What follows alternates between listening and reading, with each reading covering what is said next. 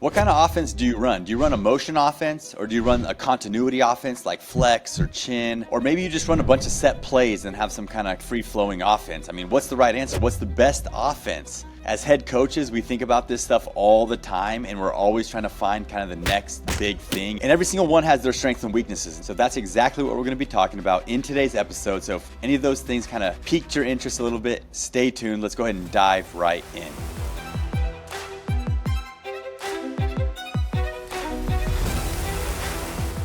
All right, everybody, welcome back to the Pass First podcast. My name is Augie Johnston. I'm here with my co-host, Alex Engel.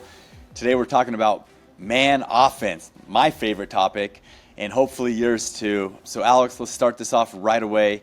What is motion offense? Yeah, motion offense, I would say, is any type of offense where you're allowing some freedom of choice and decision-making when it comes to, passing, cutting, screening. You can go 4 out, you can go 5 out, you could go, 3 out, 2 in if you wanted to. And you just let the players kind of have some freedom in their decision making, and it can have a lot of different variations to it and the way it looks. So that's, I would say, kind of a very broad definition of what a motion offense looks like. Yes, I would agree 100% with that. And for anybody that's kind of, watching the online tutorials and learning different offenses, like to me in my head, motion offense, like if you're going to put a title or label on it, is like the read and react offense. Because in the read and react offense, you have all these different layers, right? At first, it's just pass and cut. So you can do it 4 out or 5 out. But imagine 5 out, pass and cut, and you're looking to face cut, right? That's kind of like what you teach your 4th graders to do, right? When they first are learning offense, how to pass, cut, fill. And then you get to layer 2, there's like what you do when somebody dribbles. Layer 3 in read and react is maybe pass and screen away or something like that. But there's enough layers. I want to say like layer 7, there's some back screening, right? And there's other things to the offense, but to me, that is like motion offense. And the cool thing I think about motion offense to me is that like you can make it your own. 100% you could say, all right, I really like when players pass and receive a flare screen. Not a down screen or screen away, but a flare screen. And you can have some kind of motion offense where players are receiving flare screens and you're learning how to play off that. So Alex, what do you guys, I know you guys run a little bit of motion offense yourself, so this is a great topic to talk about. Like, what would be something that you emphasize or something that makes your motion offense work well? Like, tell us a little bit about it. Sure. And I think this is one of the interesting parts about motion is you can have some motion offenses that are extremely passing based and just passing and cutting. And you can have motion offenses that are more dribble based, right? And I would say ours is a little bit more dribble based. I'm not someone who believes in like heavily just pounding the air out of the ball and taking 100 dribbles, but get a couple dribbles, try and get into the paint, try and get to the middle, jump stop, and look to kick or dump. I would say that's a pretty strong element in our motion offense. But we do try to teach them how to pass and cut and to do different things, because sometimes you're going to run up against a team that's just really good at staying in front, or maybe your ball handlers are just having a bad day, or maybe, who knows, maybe someone's hurt, you're starting point guards out and you don't have that same penetrator that you usually do. So we try to give them other elements, that way if the dribble drive is not working, we can still pass and screen away, we can pass and cut, and just do different things. I know like real traditional dribble drive has kind of, I don't want to say rigid, but more set principles and rules on like, okay, if you drive into this zone, then you rise up or you backdoor or whatever. I'm not quite as rigid on that, but I do still teach some of the elements. So I would say it's kind of like a dribble drive offense, but maybe a little bit more loose and letting the girls have a little more decision making than, the pure dribble drive, which I think is very much like reaction based on like, when this happens, you do this, if that makes sense. That does make sense. And man, you're speaking my language, man. I guess our motion offense, I would assume, are probably pretty similar, man, because I love some screen aways. I'm obsessed with dribble drive, but I also like a lot of post play as well. But yeah, I think that, in your motion offense, dribble drive can almost be a continuity in some ways, like traditional, right? So I think mixing the elements of dribble drive and then also read and react together, like to me, in my opinion, like gives you an aggressive motion offense, where sometimes I think one of the weaknesses, and we'll talk about this right now, I guess, in just traditional maybe read and react motion offense is like your players are not trying to rack it, right? They're really just kind of passing, cutting away, face cutting, like there's nothing there. There's no advantage. The ball's just kind of swinging a lot and you're not getting an advantage. But when you throw in that dribble drive element, I think that gives it a more attack mentality. So, we're already kind of solving our own problem here by adding kind of dribble drive to our motion offenses. But in your opinion, what would you say are some of the other disadvantages of motion offense besides the one I dropped, which I said it's a little bit passive, is what I would say. I think you can get too much one-on-one play. I think you can get a lot of isolation play and a lot of standing and staring, and that can be hard to combat because it's like on one hand you're telling them to put the ball on the floor and get into the paint. On the other hand, you're like, okay, but there's a certain point where how many dribbles is too much. And again, I don't put a specific rigid rule, but I do tell them generally like if you're not getting somewhere in 2 to 3 dribbles, you need to give it up. And I guess maybe that is a rigid rule. I guess I don't know. It depends on how strict I adhere to it. But I do encourage all of them. Okay, if you can't get there in 2 or 3 dribbles, give it up. Some players probably have a little more leeway than others depending on what their role is. But generally speaking, that's what we kind of try to do. So I would say what one of the disadvantages is when you're doing that, if you've got someone taking 6, 7, 8 dribbles or whatever, or even if they're just trying to get into the paint and everyone else is just standing.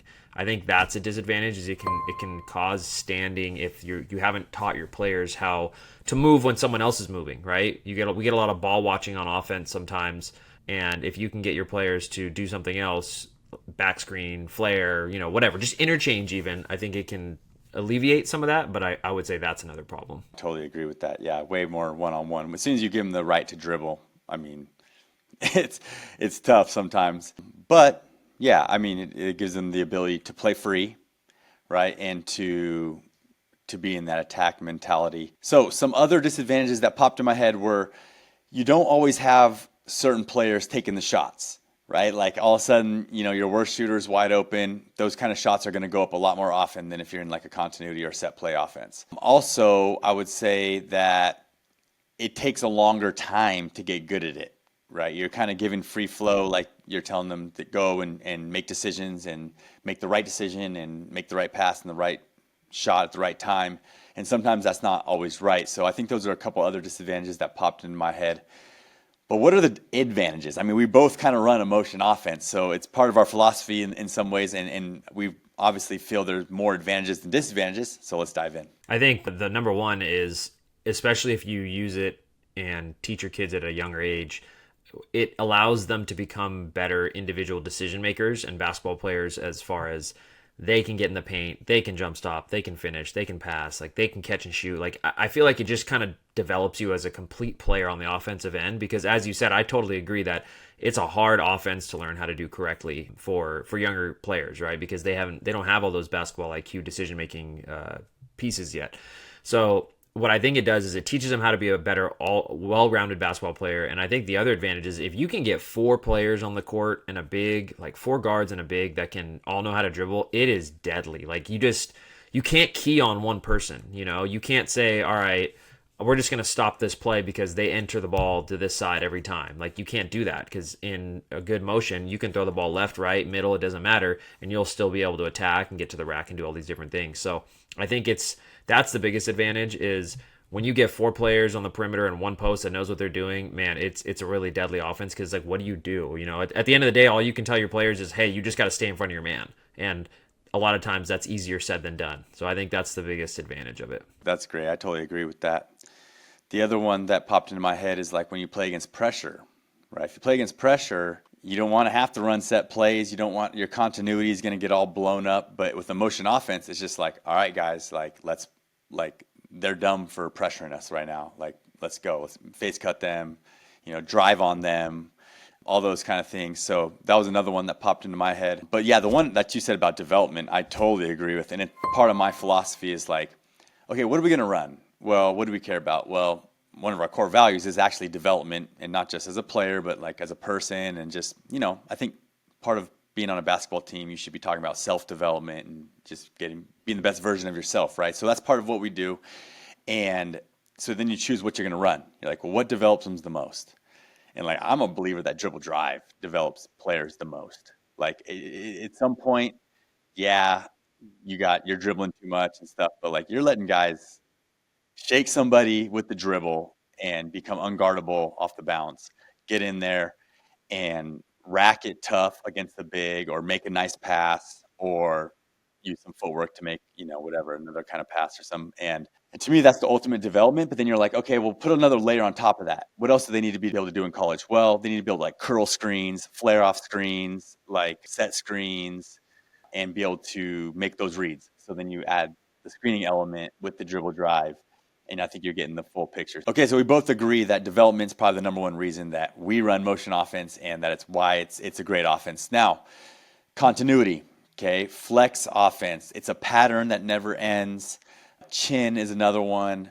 Mover blocker is another offense that I can think of. I think the Kansas, like traditional Kansas high-low offense, is a kind of a pattern. European ball screen is a pattern, and there's others. But to me, that's continuity offense.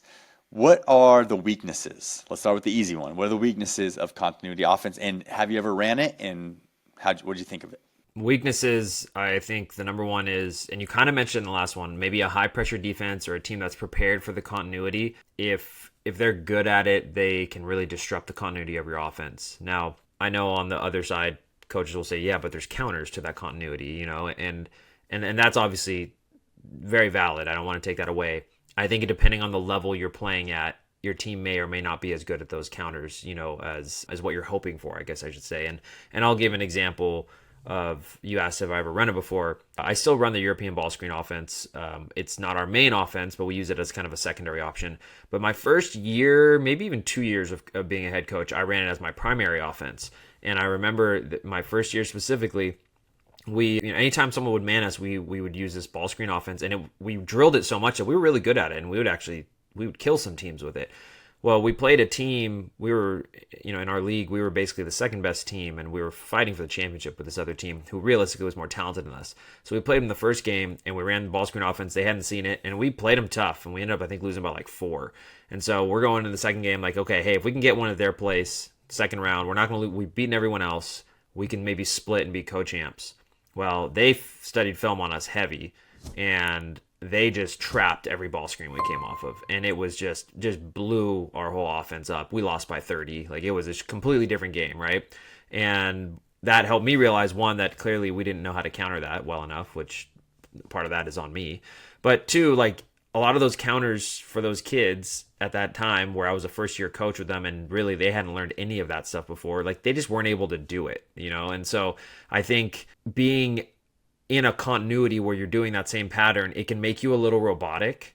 And I think sometimes as a player, it's harder for you to be like, oh, well, that's taken away. Now what do I do? And like I said, a coach does need to teach them that. And obviously I didn't do that well enough at that time. But I still think even if I had, we would have struggled, just because the kids weren't there. Like, they didn't have the IQ yet to make those decisions, because they hadn't been playing really in a program that had taught them any of those things. That makes a lot of sense. And I could definitely see trapping a European ball screen where you hadn't seen it all year could definitely be super, super disruptive, especially because they can practice, a whole week trapping it and making sure that somebody tags the roller, and that's all they had to do. But yeah, I as far as weaknesses go, as other ones that I thought of, I think that's the main one. If teams can scout it right, and they're ready for just exactly what you said, and they can disrupt whatever you're trying to do. So let's go ahead and dive into the strengths. Okay, what are the strengths of continuity offense? Because you ran it for a reason, and I grew up running flex. I've ran some Princeton chin stuff, which is definitely a continuity with a kind of another layer on top. And I've studied mover blocker offense, which I actually really love as well. Never ran it, but I would love to. I wish I could just have like a test run on, I can't just like switch my varsity team's offense, and run mover blocker, but I wish I had like a test team I could just go run it with. So what are some advantages of running it? I think on one hand, it keeps things, even though there can be complex offenses, it can keep things simple, because like, this is what I do, and that's, it's just this. If I'm the big, I'm doing this, I'm screening, I'm rolling hard, whatever. If I'm the guard, I'm waiting for my ball screen, I'm coming off, in flex, I'm waiting for that flex screen, then I'm coming up off the down screen, whatever it is. And that's your system, and you just, like, once you have that memorized, I think it makes things very simple, because you don't have to, it takes some of the decision making away. I don't want to, and I don't want to say that too much, because then it makes it sound like you're not thinking on the court, which isn't true. But I think there's a little bit less decision making when okay, this is just this pattern that I'm running over and over and over again, and I'm basically waiting for the defense to slip up. So I think that's an advantage is it can keep things simple. Two, the second part, what I just talked about is most of the time, a lot of teams, they will slip up, even if they know it's coming. Like they'll mess something up, and if you're a good team, even with your continuity, you'll have a counter, and so then you'll be able to read off that counter and then catch them there. So I think those are some advantages of it. It can make things very simple, and a lot of times that's our goal as coaches, right? It's like, how do we make something simple so that the offense runs smoothly? And continuity offenses I think do that. Exactly. The simplicity to me is the major key. I mean, if you're trying to coach a bunch of fourth and fifth graders or even middle school kids, right? You could run flex offense or chin and literally get layups. Like we're talking about manufactured back screens coming off, pass it, that kid's getting a wide open layup.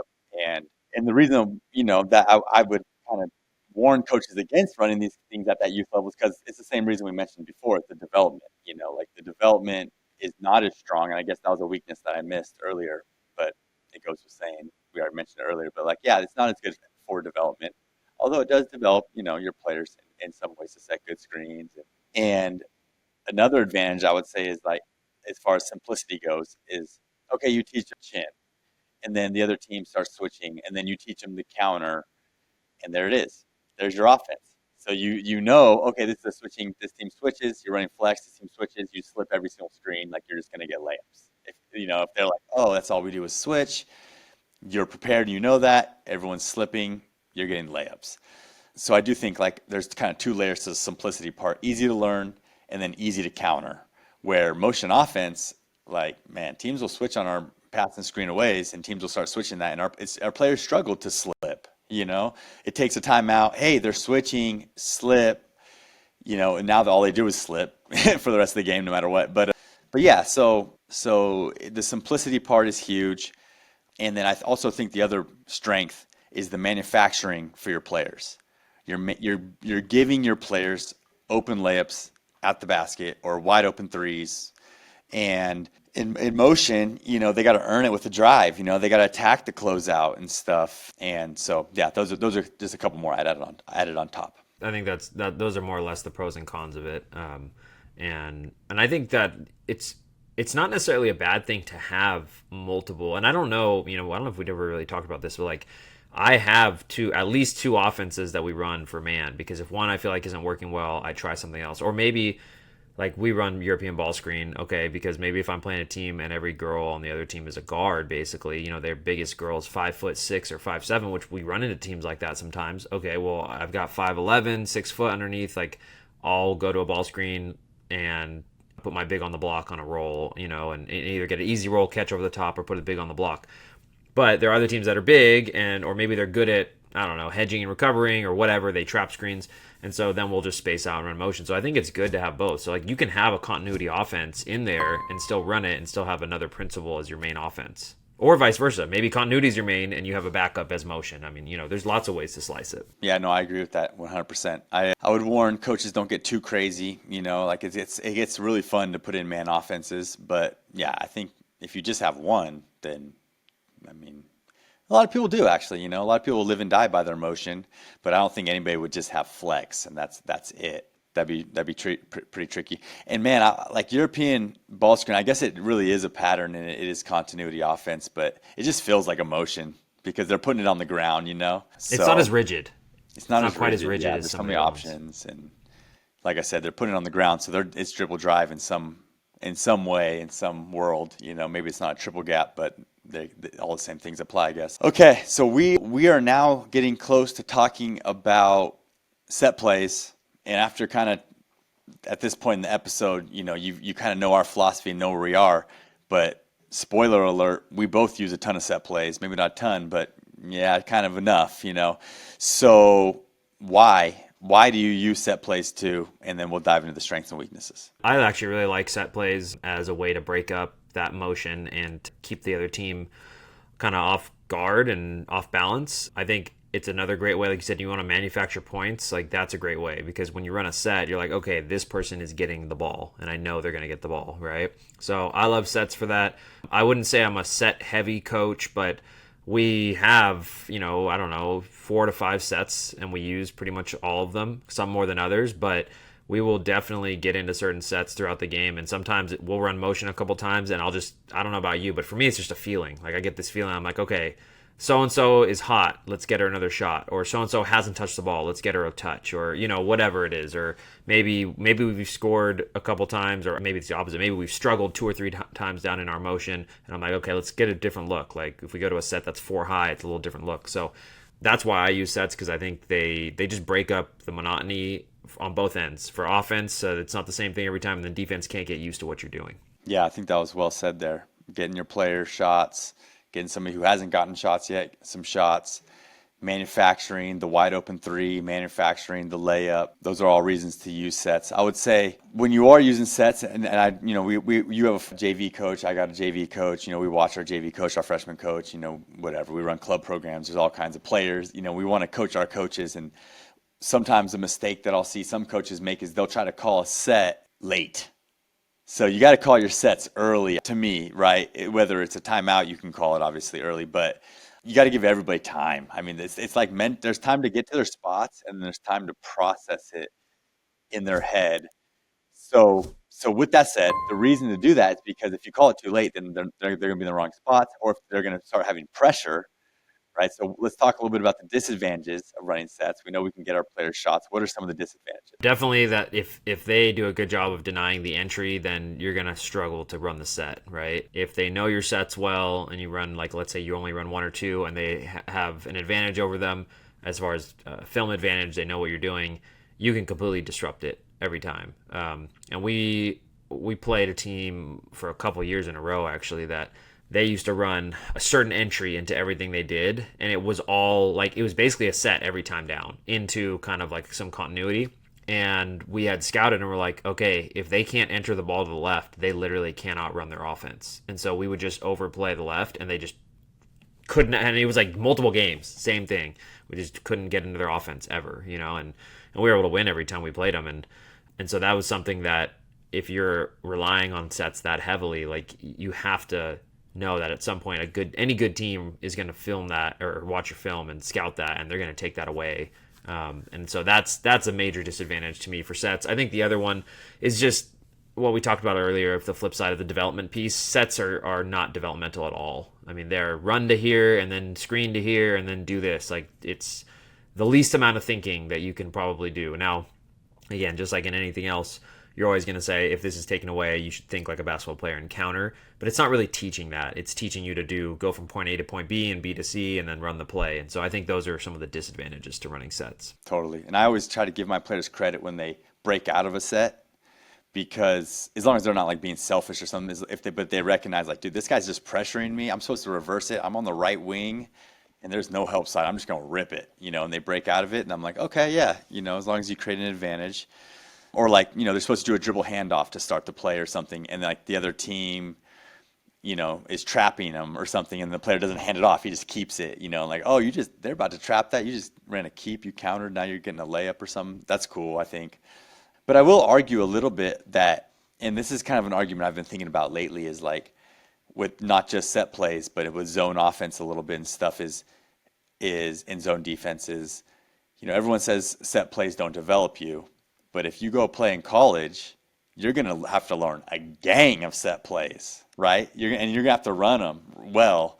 So, like, if you just run, like, a lot of teams don't run any set plays, right? It's against their philosophy. They run dribble drive, and they just, have a different little quick hitter dribble drive stuff. You go play for UConn, or you go play for, I don't know, any college. I mean, we all watch college basketball, and I'm seeing set a lot more than even in high school, where I'm seeing, read and react, dribble drive, Princeton. I don't know. I'm seeing more kind of motion-based stuff where, so you go to college anyways. Here's kind of my point. You go to college and you never ran a set before. It could be challenging. So there is some development, I think, to it, but it's definitely not read and react development. And this kind of closed my point. The same with, like, zone defense. Both of us don't run a lot of zone defense. We're man guys, but I always like to play devil advocate, because there's teams that win championships running zone and stuff, and I'm always trying to figure out, why they decide to do that and stuff. But you probably are gonna, you don't know. You might go to a college. What if you go to Syracuse? You never ran zone off or zone defense before. So there's a little bit, it develops your defense a little bit, right? I mean, it does. Okay, so let's dive into the strengths now because enough about, we already kind of stood our ground that we do run some set plays, we run some motion offense, but what are the strengths? Why do we run 5 set plays, 6 set plays? And, for me, like I have, 5 set plays, man, maybe a couple, 5 zone, a bunch of OBs, all that kind of stuff. So why do we? And just one thing to kind of tag on to the last thing you're saying, I do agree that I think it's good to have a few sets and for kids to be able to learn that in the sense of, okay, I have a motion offense and I have sets and there's a difference between them. I do think that's important. I guess for me, what I feel like maybe the lack of development is because the sets, like if you take a kid that understands motion, they can learn to memorize a set. But if a kid doesn't understand how to run a motion offense, all they can do is run sets. You see what I'm saying? So I think it's important to be able to know how to do both. I do agree with you on that, but I think just like the actual action of running sets doesn't do a ton for development. I think maybe memorizing them while you also need to learn your motion, that teaches you something because you got to do both. But I feel like you could take any kid that has good basketball IQ and you could teach them 3 or 4 sets at any time and be like, they could be like, okay, yeah, I get it. Go screen down and then come through the screen or whatever, set a flex and then come off a curl. Like I think almost any good high IQ player can learn that. So that would be like, that's my argument for why. I don't want to make it sound like they're bad because like we were talking about, we both use them. But some teams are just only sets. It's rare. I don't see it as much anymore. But some teams are only sets, and I'm just like I'll see it in club. There's a not a ton, but I've seen a couple teams I played against where they just run sets every time down, and I'm like, dude, these are like 5th graders. Like they're not learning how to play basketball. They're learning how to run play 2. And that's not really teaching them anything. And those teams generally don't do very well. But anyways, that was my little tangent. So now going positive side, advantages. I mentioned them a little bit earlier when I first opened up why I use them, but getting the ball in my best player's hands, I mean, usually that's what I'm trying to do, or to get a touch for one of my bigs down low on the block, an easy catch and score. I kind of 50-50. I'll run some sets, try and get a shooter or something. We do some plays where we run elevator stuff or some kind of, I don't know what the word you want to use. So maybe like misdirection action, where the ball's going one way and then there's a screen going the other and we're trying to get either a shooter or we're trying to get a touch on the block. So I like stuff like that. And it's just, again, to make sure that we're mixing it up, we're doing something different, and that maybe whoever I feel like needs to touch the ball at that time gets a touch. That's a great explanation of the strengths. I also was thinking too, like if your best player is a big, the best route might be to run a bunch of sets and make your players throw it in, just because of the fact that like it's hard. It's hard in motion. I feel like it's harder to get your big touches just because it's in the guard's hands to start. It's scary for guards to make post entries, I would say, is a part of it. And, the shot, the wide open shot might come too early in the shot clock, and your guard might be taking it without the post player ever touching it. So, running some sets can definitely make sure your post player touches it. I mean, when I think of teams that like only run sets, I think of a team that maybe runs like a 1-4 setup, right? Like 2 elbows, 2 wings, 1-4, and like every time down they're getting into that, and there's a bunch of options off of it, but essentially they're running sets, right? It's like if the wing catches it, you're running this set. If the elbow catches it, you're running this set. If everything's denied, you're running this set. And the teams that I've seen succeed with that stuff are teams that have like 2 posts or like 1 dominant post, and they're running a lot of stuff. That guy's getting a ton of back screens and touches. So there it is. There's kind of my advantage to running sets, is that you can get that post player the ball after coming off a screen, where I can't think of too many motion offenses where the post player is getting a lot of screens. He's mostly setting them, right? Ball screens and back screens. So any other advantages?